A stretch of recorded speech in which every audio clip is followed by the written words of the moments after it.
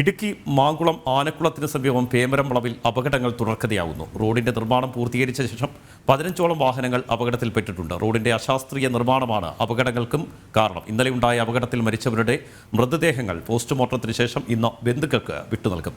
അപകടത്തിൽ പരിക്കേറ്റ 11 പേർ നിലവിൽ ചികിത്സയിലാണ്. സുബിൻ തോമസ് തയ്യാറാക്കിയ റിപ്പോർട്ടിലേക്ക്. ഞാനിപ്പോൾ ഉള്ളത് ഇന്നലെ അപകടം നടന്ന ആനക്കുളം റോഡിലുള്ള പേമരം എന്ന ആ ഒരു അപകട വളവിലാണ് ഉള്ളത്. ഞാനിപ്പോൾ നിൽക്കുന്നതിന് പിൻവശത്തായിട്ടാണ് ഈ ഒരു അപകടം നടന്നത്. ഈ അപകടത്തിലേക്ക് ഈ ഒരു വാഹനം എത്തിയ ആ ഒരു സാഹചര്യം എന്നുള്ളത് നമുക്ക് കാണാം. ഈ മുകൾ ഭാഗത്ത് ഒരു വലിയ ഇറക്കമാണ്, ചെങ്കുത്തായ ഒരു ഇറക്കമാണ്. ആ ഇറക്കത്തിൽ നിന്നും വാഹനം ഇറങ്ങി വരുന്നു. ഈ ഒരു രണ്ടാമത്തെ വളവിൽ നിന്ന് ആ വാഹനത്തിൻ്റെ നിയന്ത്രണം നഷ്ടമാകുകയാണ് ഉണ്ടായത്. അതിനുശേഷം അവിടെ നിന്നും വാഹനം 2 ടയറുകളിലായിട്ടാണ് ഈ ഒരു ഭാഗത്തൂടെ മുമ്പോട്ട് വന്ന് ഇപ്പോൾ നമ്മൾ കാണുന്ന ആ ഭാഗത്തെ ക്രാഷ് കാരിയറുകൾ, നമുക്കറിയാം, ആ ഒരു തകർന്നു കിടക്കുന്ന ക്രാഷ് ബാറുകളിൽ തട്ടിയ ശേഷം താഴേക്ക് പതിക്കുന്ന ഒരു സാഹചര്യം ഉണ്ടായത്. ഈ അപകടത്തിൽ 4 പേരാണ് മരിച്ചത്. 1 വയസ്സുള്ള ഒരു കുട്ടിയടക്കം മരിച്ചത്. ഇതുമായി ബന്ധപ്പെട്ട് വലിയ രീതിയിലുള്ളൊരു പ്രതിഷേധം ആളുകളുടെ ഭാഗത്തു നിന്നുണ്ടാകുന്നുണ്ട്. ഇതിനോടകം തന്നെ 15ഓളം വാഹനാപകടങ്ങളാണ് ഇവിടെ നടന്നിട്ടുള്ളത്. അതിൽ കൂടുതലും ഇത്തരത്തിലുള്ള ട്രാവലർ ഇനത്തിൽപ്പെട്ട വാഹനങ്ങളാണ് എന്നുള്ളതാണ് ആളുകൾ പറയുന്നത്. ഈ റോഡിൻ്റെ അശാസ്ത്രീയമായ ഒരു നിർമ്മാണം അത് വലിയ ഈ ഒരു ബാധിച്ചിട്ടുണ്ട്. അല്ലെങ്കിൽ ഇതിനു മുമ്പ് അപകടങ്ങളിൽ ഒരു അശാസ്ത്രീയമായ നിർമ്മാണം വലിയ രീതിയിൽ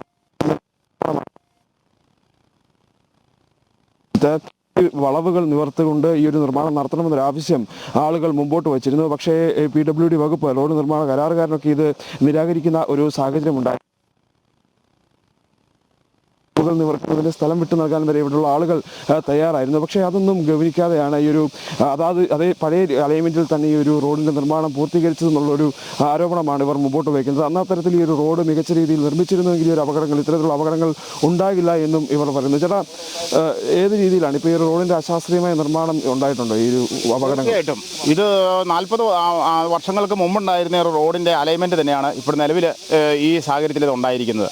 നമ്മൾ ഈ റോഡ് പുനർനിർമ്മിച്ച് കഴിഞ്ഞപ്പോൾ ഇതിൻ്റെ വളവ് നിവർത്തണമെന്നും അതുപോലെ തന്നെ കാസ്റ്റാർഡ് നിർമ്മിച്ചത് നേരെ ചെയ്യണമെന്നുള്ള ഡിമാൻഡുകൾ ഞങ്ങൾ ഇവിടുത്തെ ഡ്രൈവേഴ്സും വ്യാപാരികളും രാഷ്ട്രീയ നേതാക്കന്മാരും വന്ന് അവരെ അറിയിച്ചതാണ്. എങ്കിൽ അവർ ആ കാര്യത്തിൽ വളരെ ശ്രദ്ധ ചെലുത്തിയില്ല എന്നുള്ളതാണ്. ഇപ്പോൾ ഇതിൻ്റെ കാലുകൾ കുഴിച്ചിട്ടിരിക്കുന്നത് വെറും മണ്ണിൽ അടിച്ചിറക്കിയാണ് വെച്ചിരിക്കുന്നത്. അതുകൊണ്ടാണ് ഈ വലിയൊരു അപകടം ഇവിടെ ഉണ്ടായത്. അതുമല്ല, പലതവണയായിട്ട് ഈ വാഹനങ്ങൾ, ട്രാവലർ ഉൾപ്പെടെയുള്ള വാഹനങ്ങൾ ഇവിടെ അപകടത്തിൽപ്പെടുന്നുണ്ടെന്നുള്ള കാര്യവും ഇത് PWD നമ്മൾ ധരിപ്പിച്ചതാണ്. അതുപോലെ തന്നെ ബന്ധപ്പെട്ട ഉദ്യോഗസ്ഥരെ ധരിപ്പിച്ചതാണ്. ഇതിൻ്റെ മേൽവശത്ത് വളവ് നിവർത്താനുള്ള സ്ഥലം ആ വ്യക്തി വിട്ടുകൊടുക്കാമെന്നും അല്ലെങ്കിൽ നമ്മൾ അതിന് വേണ്ട നടപടിക്രമങ്ങൾ ചെയ്തു കൊടുക്കാമെന്നും ഇപ്പോഴും അവർ തയ്യാറാണ്.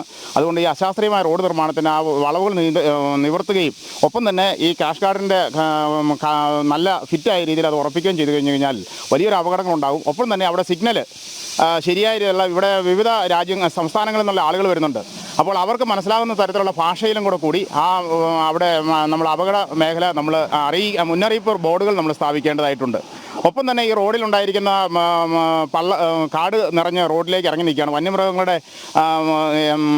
സഞ്ചാരം ഈ റോഡിൽ കൂടെ നിരന്തരമുള്ളതാണ്, കല്ലാർ മുതൽ മാങ്കുളം വരെയുള്ള സ്ഥലത്ത്. അപ്പോൾ ആ ഭാഗത്തെ കുറ്റിക്കാടുകൾ വെട്ടിമാറ്റണമെന്നും PWDയോട് നമ്മൾ അഭ്യർത്ഥിക്കുകയാണ്. എത്രയും പെട്ടെന്ന് അടിയന്തരമായിട്ട്, അല്ലെങ്കിൽ അപകടങ്ങൾ വളരെ വലുതാകാനുള്ള സാധ്യതയുണ്ട്. അതുപോലെ തന്നെ റോഡിൽ തന്നെ ചില സ്ഥലങ്ങളിൽ ഇപ്പോൾ തന്നെ BMVC റോഡാണ്, അതിൽ തന്നെ ഗർത്തങ്ങൾ രൂപപ്പെട്ടിട്ടുണ്ട്. ആ ഗർത്തങ്ങൾ അടിയന്തരമായിട്ട് അത് മാറ്റി അത് പുനർനിർമ്മിക്കണമെന്നുള്ള ഒരു അഭ്യർത്ഥന നാട്ടുകാരുടെ ഭാഗത്തുനിന്നുണ്ട്. അത്തരത്തിലാണ് ഈ ഒരു വലിയ രീതിയിലുള്ള അപകടങ്ങൾക്ക് റോഡിൻ്റെ അശാസ്ത്രീയത വലിയ രീതിയിലുള്ള ഒരു കാരണമായിട്ടുണ്ടെന്നാണ് ആളുകൾ പറഞ്ഞത്. ഇതിനോടകം തന്നെ എത്രത്തോളം അപകടങ്ങൾ ഇവിടെ നടന്നിട്ടുണ്ട്? ഏകദേശം ഒരു 10-11 അപകടങ്ങൾ ഇപ്പോൾ ഇതിനകം തന്നെ ഇവിടെ നടന്നിട്ടുണ്ട്. കഴിഞ്ഞ പ്രാവശ്യമൊക്കെ വണ്ടി ഇവിടെ വന്ന് താഴേക്ക് പോകാതെ ഇവിടെ തട്ടി നിൽക്കുകയായിരുന്നു. ഈ പ്രാവശ്യമാണ് ഇത്രയും വലിയൊരു അപകടം ഉണ്ടായത്. ഏകദേശം 4 പേര് മരിച്ചു എന്നാണ് നമ്മൾ അറിഞ്ഞത്. ഈ ഒരു വളവാണ് പ്രധാനമായിട്ടും അപകട കാരണങ്ങളുണ്ടാകുന്നത്. റോഡിൻ്റെ അശാസ്ത്രീയമായ നിർമ്മാണം തന്നെയാണ് ഇതിൻ്റെ കാരണം. PWDയുടെ ഭാഗത്തുനിന്ന് വലിയൊരു വീഴ്ച നിർമ്മാണ സമയത്ത് ഉണ്ടായിട്ടുണ്ടോ? നിർമ്മാണത്തിൻ്റെ ഭാഗത്ത് വലിയ വീഴ്ച തന്നെ ഉണ്ടായിട്ടുണ്ട്. ഈ കിടന്ന സ്ഥലമെല്ലാം കൊടുക്കാമെന്ന് പറഞ്ഞിട്ടുണ്ട്. അതുപോലെ തന്നെ ഈ ബാരിക്കേഡ് നിർമ്മിച്ച സ്ഥലത്ത് ചുമ്മാ വെറുതെ മണ്ണിലടിച്ച് കത്തി വെച്ചേക്കുമായിരുന്നു. ഇത് നല്ല രീതിയിൽ നിർമ്മിച്ചിരുന്നെങ്കിൽ തന്നെ വണ്ടി ഒരു പക്ഷേ ഇവിടെ തട്ടി നിന്നേനെ. അത്തരത്തിൽ പ്രധാനമായും റോഡിൻ്റെ അശാസ്ത്രീയമായ നിർമ്മാണം തന്നെയാണ് ഈ ഒരു അപകടങ്ങൾക്കെല്ലാം തന്നെ കാരണമെന്നാണ് ആളുകൾ പറയുന്നത്. എന്തായാലും നിലവിൽ 11ഓളം പേർക്കാണ് ഈ ഒരു അപകടത്തിൽ പരിക്കേറ്റിട്ടുള്ളത്. ഇവരെല്ലാം തന്നെ അടിമാലി താലൂക്ക് ആശുപത്രിയിൽ, അതുപോലെ അടിമാലിയിലെ സ്വകാര്യ ആശുപത്രിയിലുമാണ് ചികിത്സയിലുള്ളത്. ഇതിൽ ഗുരുതരമായിട്ടുള്ള ഒരാളുണ്ടായിരുന്നു. അദ്ദേഹത്തെ തമിഴ്നാട്ടിലെ ഒരു സ്വകാര്യ ആശുപത്രിയിലേക്ക് മാറ്റിയിട്ടുണ്ട്. മരിച്ച 4 പേരുടെ മൃതദേഹം അത് ഇന്ന് പോസ്റ്റ്മോർട്ടത്തിന് ശേഷം ബന്ധുക്കൾക്ക് വിട്ടു നൽകാനാണ് തീരുമാനിച്ചിട്ടുള്ളത്. ഈ വാഹനാപകടം നടന്ന സ്ഥലത്ത് RTO പരിശോധന നടത്തിയിരുന്നു. ആരോപിക്കുന്നു. പ്രധാനമായും ഈ ഡ്രൈവറുടെ ഒരു പരിചയക്കുറവ്, റോഡിൻ്റെ അശാസ്ത്രീയത, അതുപോലെ തന്നെ വളവുകളെല്ലാം തന്നെയാണ് ഈ ഒരു അപകടത്തിന് കാരണമെന്നാണ് RTOയും വ്യക്തമാക്കിയിട്ടുള്ളത്. എന്തായാലും ഇതുമായി ബന്ധപ്പെട്ടുള്ള വിശദമായ റിപ്പോർട്ട് സർക്കാരിന് സമർപ്പിക്കുമെന്നാണ് മോട്ടോർ വെഹിക്കിൾ ഡിപ്പാർട്ട്മെൻറ്റ് വ്യക്തമാക്കിയിട്ടുള്ളത്. റോഡിൻ്റെ അശാസ്ത്രീയമായ നിർമ്മാണമാണ് കഴിഞ്ഞ ദിവസം ഇടുക്കിയിലുണ്ടായ അപകടത്തിന് കാരണമെന്നാണ് നാട്ടുകാർ ആരോപിക്കുന്നത്. നേരത്തെ തന്നെ ഇതുമായി ബന്ധപ്പെട്ട പരാതികൾ നൽകിയിരുന്നെങ്കിലും ബന്ധപ്പെട്ട അധികൃതർ അത് പരിഹരിച്ചില്ല എന്നും നാട്ടുകാർ പറയുന്നു. സുബിനാണ് ഇടുക്കിയിൽ നിന്നും റിപ്പോർട്ട് തയ്യാറാക്കിയത്.